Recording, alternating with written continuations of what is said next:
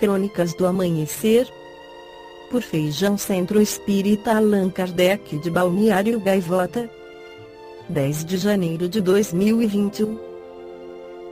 Vanessa Camargo fala sobre depressão. Fiquei 8 meses procurando um norte, parte 1.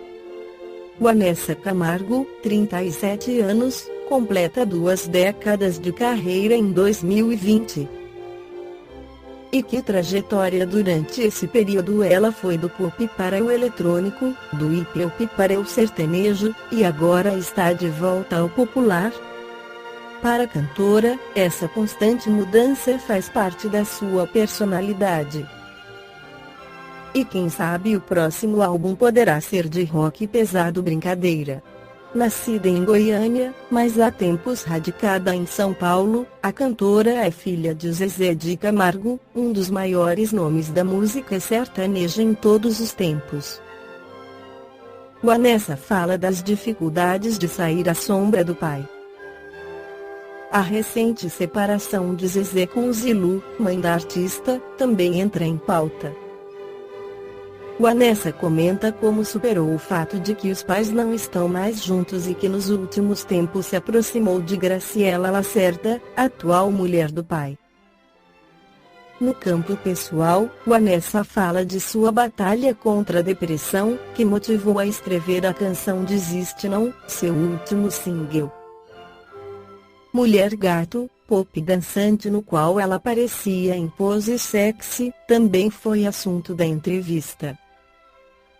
Segundo a cantora, é uma maneira da mulher com mais de 30 anos e mãe expressar sua sensualidade. Temos de ter criatividade, diz. O comentário de Allan Kardec à pergunta 714 do Livro dos Espíritos, onde é abordado o gozo dos bens terrenos, é o seguinte: o homem, que procura nos excessos de todo gênero requinte do gozo, coloca-se abaixo do bruto, pois que este sabe deter-se, quando satisfeita a sua necessidade, abdica da razão que Deus lhe deu por guia, e quanto maiores forem seus excessos, tanto maior preponderância confere ele à sua natureza animal sobre a sua natureza espiritual. As doenças são, ao mesmo tempo, o castigo à transgressão da lei de Deus. Allan Kardec esclarece mais sobre a causa das doenças na Revista Espírita de fevereiro de 1867, onde incluiu uma psicografia do espírito Dr. Morel Lavallee pelo Sr. Deslins. O que é o homem? Um composto de 3 princípios essenciais: o espírito, o perispírito e o corpo. A ausência de qualquer um destes 3 princípios acarretaria necessariamente o aniquilamento do ser no estado humano. Se o corpo não mais existir, haverá o espírito e não mais o homem. Se o perispírito falta ou não pode funcionar, não podendo o imaterial agir diretamente sobre a matéria, encontrando-se assim impossibilitado de manifestar-se, poderá haver alguma coisa do gênero do cretino ou do idiota, mas não haverá jamais um ser inteligente. Enfim, se o espírito faltar, ter-se-á um feto vivendo vida animal e não um espírito encarnado. Se, pois, temos a presença de 3 princípios, esses 3 princípios devem reagir um sobre o outro, e seguir-se-á a saúde ou a doença, conforme haja entre eles harmonia perfeita ou desarmonia parcial. Se a doença ou desordem orgânica, como queiram chamar, procede do corpo, os medicamentos materiais sabiamente empregados bastarão para restabelecer a harmonia geral. Se a perturbação vem do perispírito, se é uma modificação do princípio fluídico que o compõe, que se acha alterado, será necessária uma medicação adequada à natureza do órgão perturbado, para que as funções possam retomar seu estado normal. Se a doença procede do espírito, não poderíamos empregar, para combatê-la, outra coisa senão uma medicação espiritual. Se, enfim, como é o caso mais geral, e, podemos mesmo dizer, o caso que se apresenta exclusivamente, se a doença procede do corpo, do perispírito e do espírito, será preciso que a medicação combata simultaneamente todas as causas da desordem por meios diversos, para obtermos a cura. Ora, o que fazem geralmente os médicos? Eles cuidam do corpo e o curam, mas curam a doença? Não. Por quê? Porque sendo o perispírito um princípio superior à matéria propriamente dita, poderá tornar-se a causa em relação a esta, e se for entravado, os órgãos materiais que se acham em relação com ele serão igualmente atingidos na sua vitalidade. Cuidando do corpo, destruís o efeito, mas, residindo a causa no perispírito, a doença voltará novamente, quando cessarem os cuidados, até que se perceba que é preciso levar a lures atenção, cuidando fluidicamente o princípio fluídico mórbido. Se, enfim, a doença proceder da mente, do espírito, o perispírito e o corpo, postos sob sua dependência, serão entravados em suas funções, e não é cuidando de um nem do outro que se fará desaparecer a causa. Não é, pois, vestindo a camisa de força num louco ou lhe dando pílulas ou duchas que conseguirão restituir-lhe o estado normal.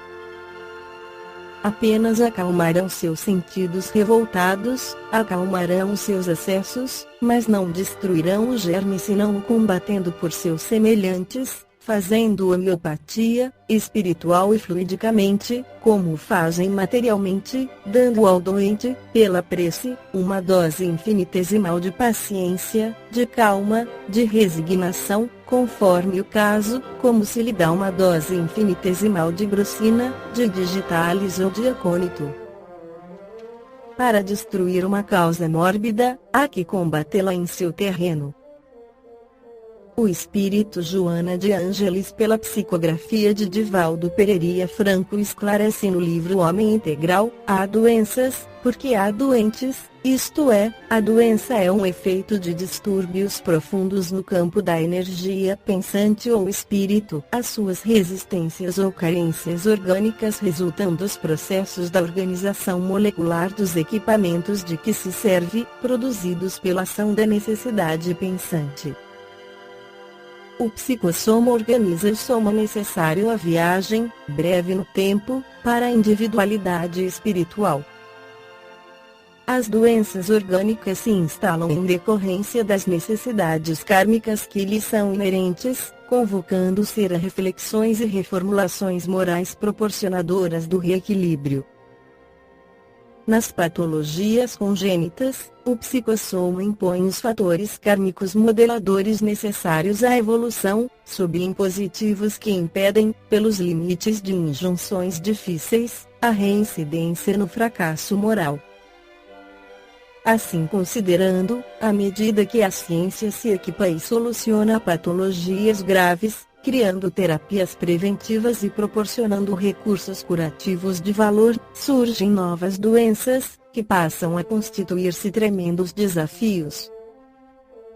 Isto se dá, porque, a evolução tecnológica e científica da sociedade não se apresenta, em igual correspondência, o mecanismo de conquistas morais. O homem conquista o exterior e perde-se interiormente. Avança na horizontal do progresso técnico sem logro da vertical ética. No inevitável conflito que se estabelece comodidade e prazer, sem harmonia interna nem plenitude, desconecta os centros de equilíbrio e abre-se favoravelmente a agentes agressores novos, aos quais dá vida e que lhe desorganizam os arquipélagos celulares. Outro assim, as tensões, frustrações, vícios, ansiedades, fobias facultam as distonias psíquicas que são somatizadas aos problemas orgânicos ou estes e suas sequelas dão surgimento aos tormentos mentais e emocionais. Todo o equipamento para funcionar em harmonia com o ajustamento, para as finalidades a que se destina, exige perfeita eficiência de todas as peças que o compõem. Da mesma forma, a maquinaria orgânica depende dos fluxos e refluxos da energia psíquica e esta, por sua vez, das respostas das diversas peças que aciona. Nessa interdependência, a vibração mental do homem é-lhe propiciadora de equilíbrio ou distonia, conscientemente ou não. Sabendo canalizar-lhe a corrente vibratória, organiza e submete os implementos físicos ao seu comando, produzindo efeitos de saúde, por largo período, não indefinidamente, face à precariedade dos elementos construídos para uso transitório.